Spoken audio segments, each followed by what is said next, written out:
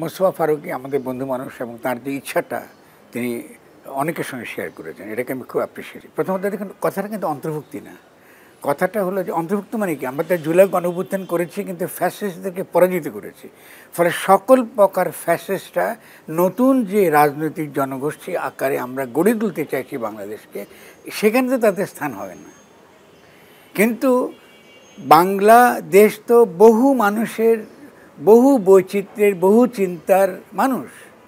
ফলে স্বভাবতই আমাদের এই নতুন যে বছরটা আসছে এবং নতুন বছরকে কেন্দ্র করে আরও গুরুত্বপূর্ণ সংক্রান্তি, এই যে গভীরতর যে তাৎপর্য আমাদের সংস্কৃতির, এই তাৎপর্যটা তিনি আনতে চেষ্টা করছেন এবং তিনি চাইছেন যে রাষ্ট্রের তরফে এই কাজটা শুরু হোক। এবং আমি মনে করি যে আসলে রাষ্ট্রের তরফে করতে গেলে ভালো শুরুর জন্য, কিন্তু যতক্ষণ জনগণ স্বতঃস্ফূর্তভাবে অংশগ্রহণ না করে ততক্ষণ পর্যন্ত এটা গণতান্ত্রিক হয় না। উপর থেকে চাপিয়ে দিয়ে কোনো কাজ হয় না।